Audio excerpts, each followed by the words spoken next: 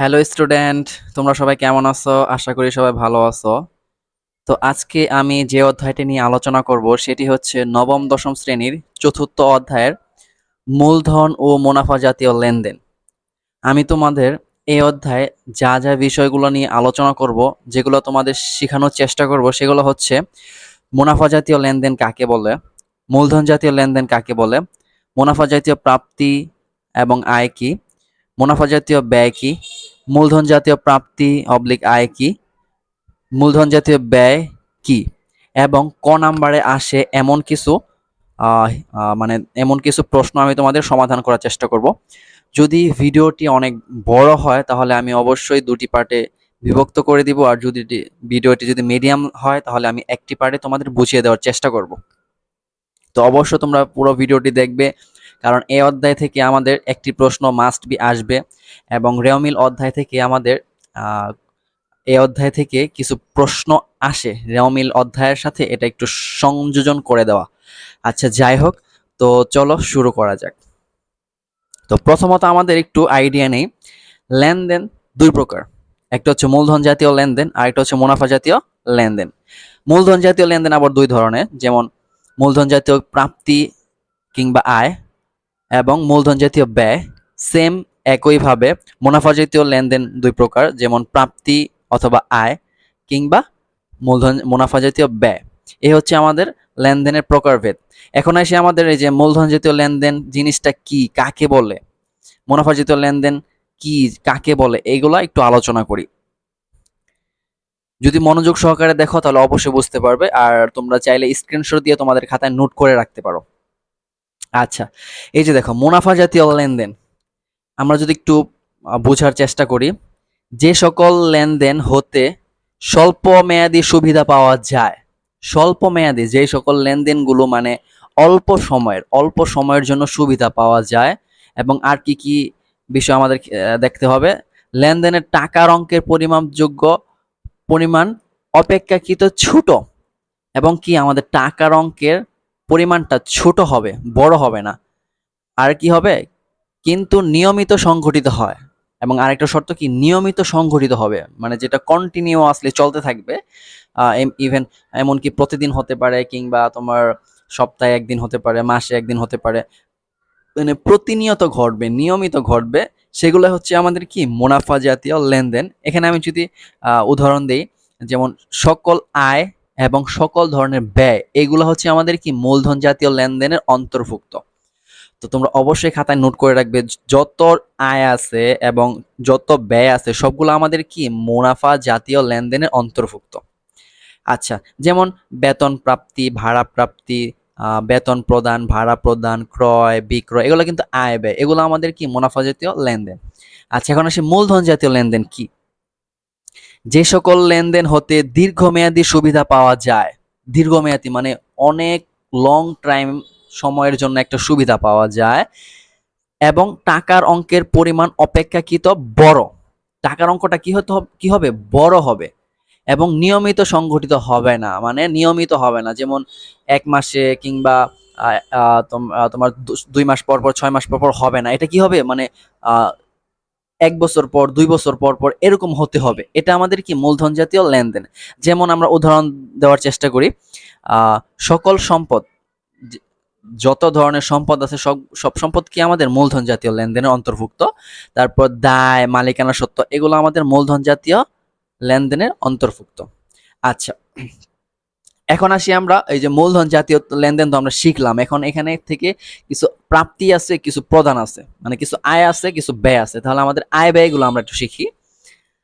এই যে মুনাফা জাতীয় প্রাপ্তি কিংবা আয় জিনিসটা কি, যে সকল প্রাপ্তি নির্দিষ্ট সময় পর পর অর্থাৎ নিয়মিত আদায় হয় এবং নির্দিষ্ট সময়ের মধ্যেই উপযোগিত উপযোগিত শেষ হয়, তাকে মুনাফা জাতীয় প্রাপ্তি বলে।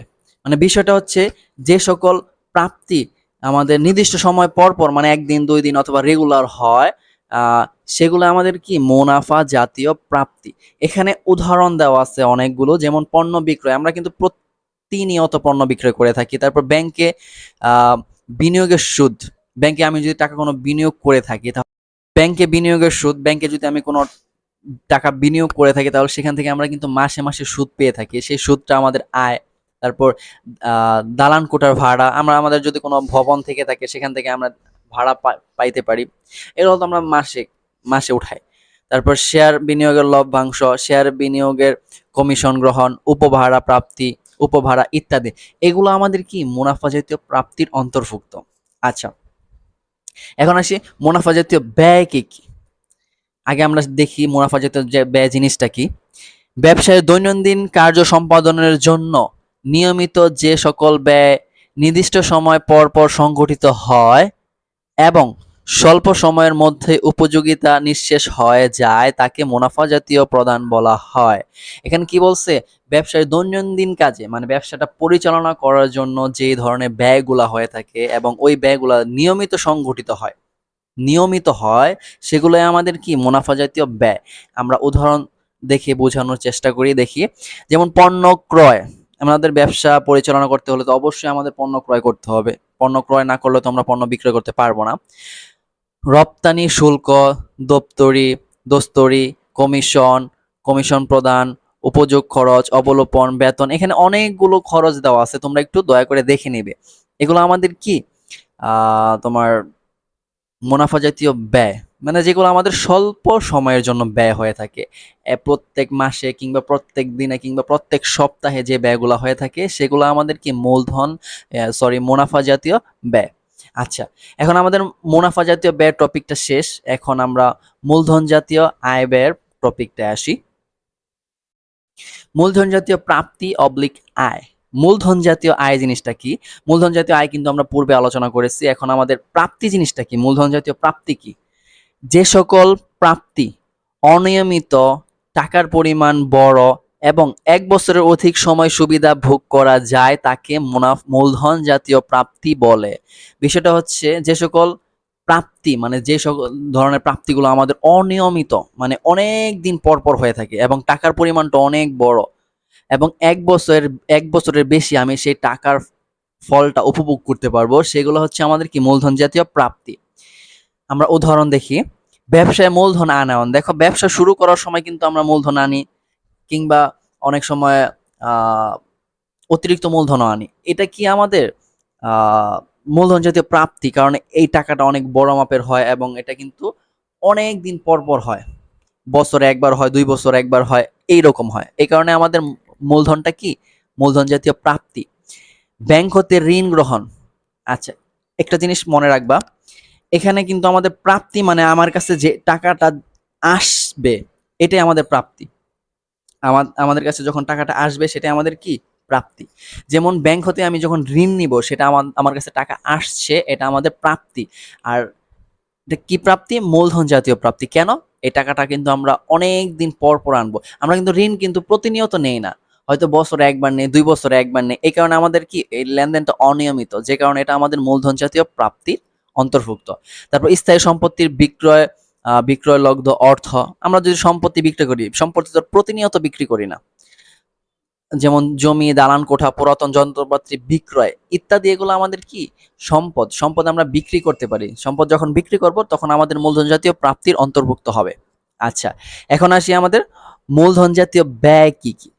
মূলধন জাতীয় লেনদেন তো আমরা অবশ্যই চিনি, এখন ব্যয়টা দেখি। ব্যয়টা কি? যে সকল ব্যয় অনিয়মিত, টাকার পরিমাণ বড় এবং ১ বছরের অধিক সময় সুবিধা ভোগ করা যায় ওই সকল ব্যয় মূলধন জাতীয় ব্যয়। বিষয়টা কি এখানে দেখো, যে সকল ব্যয় অনিয়মিত, টাকার পরিমাণও কি হতে হবে? বড় হতে হবে এবং ১ বছরের বেশি সুবিধা ভোগ করা যায় ওই ধরনের ব্যয়গুলো আমাদের কি মূলধন জাতীয় ব্যয়। যেমন জমি ক্রয়, পুরাতন জমি মেরামত খরচ, ভূমি উন্নয়ন, বৈদ্যুতিক লাইট সংস্থাপন, জমি ক্রয়ের রেজিস্ট্রেশন ব্যয়, যন্ত্রপাতির যন্ত্রপাতি ক্রয়, যন্ত্রপাতি বানানোর খরচ, সংস্থাপন ব্যয়, যন্ত্রপাতি ক্রয়ের পরিবহন খরচ, তারপর যন্ত্রপাতির বড় ধরনের মেরামত খরচ, আসবাবপত্র ক্রয় এবং কোনো সম্পত্তি ক্রয় যদি করে থাকি সেগুলাই আমাদের কি মূলধন জাতীয় ব্যয়। এখানে আমাদের সম্পত্তি ক্রয় করলে ব্যয় হয় কেন? বিষয়টা হচ্ছে আমাদের কাছে যেটা টাকা চলে যায় সেটা আমাদের এখানে এই অধ্যায়ে ব্যয় হিসেবে গণ্য হবে। তো যে কারণে আমাদের এটা যে কারণে আমাদের এটা কি ব্যয়, এবং সেটা মূলধন জাতীয় ব্যয়, মানে টাকার অঙ্কে অনেক বড় এবং দীর্ঘদিন পর পর কিন্তু আমরা ব্যয়টা করে থাকি।